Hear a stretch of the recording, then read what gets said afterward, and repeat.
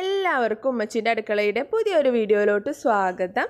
ഇന്ന് ഞാനൊരു variety breakfast recipe ആയിട്ടാണ് വന്നിട്ടുള്ളത്. ഇതിന് പറയുന്ന ഒരു പേരെന്താണെന്ന് വെച്ചാൽ സ്പൈസി ഹാഷ് ബ്രൗൺസ് എന്നാണ് ഇതിനെ പറയുക. ഇത് നമ്മുടെ കേരളക്കാരുടെ ഫുഡല്ല കേട്ടോ. ഇത് ഇൻ്റർനാഷണൽ ടൈപ്പ് ഓഫ് ബ്രേക്ക്ഫാസ്റ്റ് റെസിപ്പിയാണ്. അപ്പോൾ ഇത് മെയിനായിട്ടുള്ളത് അമേരിക്കൻ ബ്രേക്ക്ഫാസ്റ്റ് റെസിപ്പികളിലെ പോപ്പുലർ ആയിട്ടുള്ള ഒരു റെസിപ്പിയാണിത്.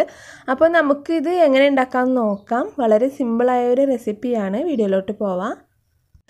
ഇതിന് വേണ്ടിയിട്ട് ഞാൻ എടുത്തിട്ടുള്ളത് ഉരുളൻകിഴങ്ങാണ്. ഞാനിവിടെ 3 മീഡിയം സൈസുള്ള ഉരുളൻകിഴങ്ങുകൾ എടുത്തിട്ടുണ്ട്. അതിൻ്റെ തൊലിയെല്ലാം പീൽ ചെയ്ത് കളഞ്ഞിട്ട് ഇതുപോലെ ഒരു ഗ്രേറ്ററിലോട്ട് ഇട്ടിട്ട് നന്നായിട്ടൊന്ന് ഗ്രേറ്റ് ചെയ്തെടുക്കുകയാണ്. ഇങ്ങനെ നല്ല പോലെ ഗ്രേറ്റ് ചെയ്തെടുക്കുക. 3ഉം ഗ്രേറ്റ് ചെയ്തെടുക്കണം.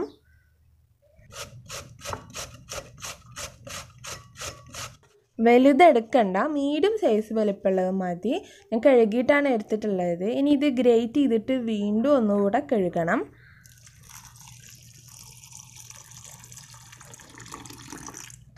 അപ്പോൾ ഓൾറെഡി കഴുകിയതാവുകൊണ്ട് ഞാൻ ജസ്റ്റ് ഒന്ന് വാഷ് ചെയ്യുന്നതേ ഉള്ളൂ. ഇതിൻ്റെ ആ ഉള്ളിലെ പൊടിയെല്ലാം പോകാൻ വേണ്ടിയിട്ടാണ് ഇങ്ങനെ ചെയ്യുന്നത്. നന്നായിട്ടൊന്ന് വാഷ് ചെയ്ത് കൊടുക്കുക. എന്നിട്ട് ഇതൊന്ന് അരിപ്പയിലോട്ട് മാറ്റിയിട്ട് നല്ല പോലെ അതിൽ പ്രസ് ചെയ്തിട്ട് വെള്ളമെല്ലാം കളയണം. ഇനി ഞാനിതൊരു ബൗളിലോട്ട് മാറ്റുകയാണ്. അപ്പം ഞാനിതിലെ വെള്ളം മാക്സിമം പിഴിഞ്ഞ് കളഞ്ഞിട്ടുണ്ട്. വെള്ളം ഒട്ടും ഉണ്ടാവാതെ ഇരിക്കാൻ ശ്രദ്ധിക്കണം. ഇനി ഞാനിതിലോട്ട് ചേർക്കാൻ പോകുന്നത് 4 ടേബിൾ സ്പൂൺ മൊസറല്ല ചീസാണ്. മൊസറല്ല ചീസ് ഇതുപോലെ ഗ്രേറ്റ് ചെയ്ത് വെച്ചിട്ടുള്ളതാണ്. അത് 4 ടേബിൾ സ്പൂൺ അളന്നിട്ട് ഇതിലോട്ട് ഇട്ടിട്ടുണ്ട്. ഇനി വേണ്ടത് 4 ടേബിൾ സ്പൂൺ മൈദയാണ്. മൈദയും ആ 4 ടേബിൾ സ്പൂൺ കറക്റ്റ് സെയിം അളവിൽ തന്നെ എടുക്കുക, ചീസിൻ്റെ അളവിൽ തന്നെ. ഇനി ഞാൻ എടുത്തിട്ടുള്ളത് ഒരു മുട്ടയാണ്. അപ്പോൾ ഈ ഒരു മുട്ട ഇതിലോട്ട് പൊട്ടിച്ചൊഴിക്കാം. ഒരു സവാള ചെറുതാക്കി മുറിച്ചതാണ് എടുത്തിട്ടുള്ളത്. വളരെ ചെറിയ സവാളയാണ് എടുത്തത്. 1/2 ടീസ്പൂൺ വെളുത്തുള്ളി പേസ്റ്റും 1 ടേബിൾ സ്പൂൺ മല്ലിയിലയും 1/2 ടീസ്പൂൺ കാശ്മീരി ചില്ലി പൗഡറും 1/4 ടീസ്പൂൺ കുരുമുളക് പൊടിയും പിന്നെ പാകത്തിന് ഉപ്പ്, പിന്നെ ഇത് ഫ്രൈ ചെയ്തെടുക്കാൻ ആവശ്യമായ എണ്ണ. ഇത്രയും സാധനങ്ങളാണ് ഇതിനാവശ്യമായിട്ടുള്ളത്. അപ്പോൾ ഉപ്പ് കുറച്ചിട്ടാൽ മതി. ചീസിൽ ഓൾറെഡി ഉപ്പുള്ളതാവുകൊണ്ട് വളരെ കുറച്ച് മതി. ഇനി ഇത് നന്നായിട്ടൊന്ന് മിക്സാക്കി കൊടുക്കുക. ഇത് പെട്ടെന്നൊന്ന് മിക്സായി കിട്ടാൻ വേണ്ടിയിട്ട് ഞാനിവിടെ കൈ ഉപയോഗിച്ചിട്ട് നന്നായിട്ട് ഇതൊന്ന് കുഴച്ച് കൊടുക്കുകയാണ്. നല്ലോണം ഒന്ന് മിക്സാക്കി മാറ്റുക ഇതുപോലെ. ഇനി ഇതൊന്ന് വേവിച്ചെടുക്കാൻ വേണ്ടിയിട്ട് ഞാനിവിടെ ഒരു ഫ്രൈങ് പാൻ വെച്ചിട്ടുണ്ട്. ഇതുപോലെ കുറച്ച് എണ്ണ അതിലോട്ട് ഒഴിക്കാം. അപ്പം നമ്മൾ ഡീപ്പ് ഫ്രൈ അല്ല, ജസ്റ്റ് ഇങ്ങനെ നമ്മൾ മീനൊക്കെ പൊരിക്കുന്ന പോലെ ഫ്രൈ ചെയ്തെടുക്കുകയാണ് ചെയ്യേണ്ടത്. അപ്പോൾ ഞാനിതിലോട്ട് നമ്മൾ ഉണ്ടാക്കി വെച്ചിട്ടുള്ള ആ കിഴങ്ങിൻ്റെയും ചീസിൻ്റെയും കൂട്ട് ഇതിലോട്ട് വെച്ച് കൊടുക്കാം. അപ്പോൾ ഇതൊരു ചതുരാകൃതിയിലുള്ള ഒരു ഡിഷാവുന്നതുകൊണ്ട് തന്നെ നമുക്കിതൊന്ന് ഷേപ്പ് ചെയ്തെടുക്കണം. ഇപ്പോൾ ഈ പാനിൽ വെച്ചിട്ട് തന്നെ നന്നായിട്ടൊന്ന് ഷേപ്പ് ചെയ്തെടുക്കുക. നമ്മുടെ മക്കളൊക്കെ ചിലപ്പോൾ ഷേപ്പ് കണ്ടാൽ കഴിക്കുന്നവരുണ്ടാവാം.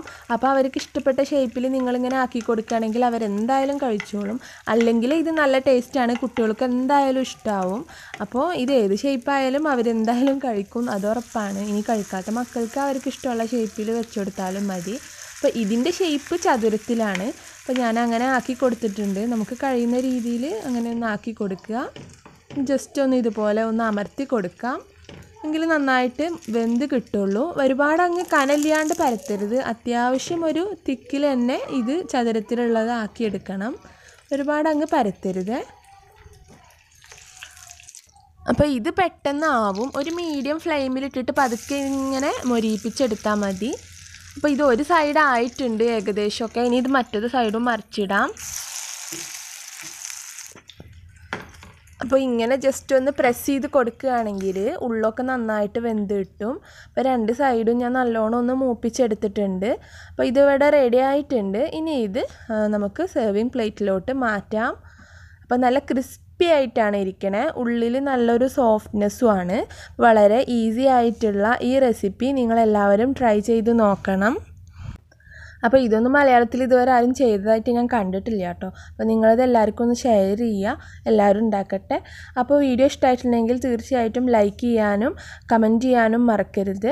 അതുപോലെ ഇതുവരെ എൻ്റെ ചാനൽ സബ്സ്ക്രൈബ് ചെയ്യാത്തവർ തീർച്ചയായിട്ടും ചാനൽ സബ്സ്ക്രൈബ് ചെയ്യുക, ബെൽ ബട്ടൺ കൂടെ ഒന്ന് പ്രസ് ചെയ്യുക. നമുക്ക് വീണ്ടും കാണാം. Thank you.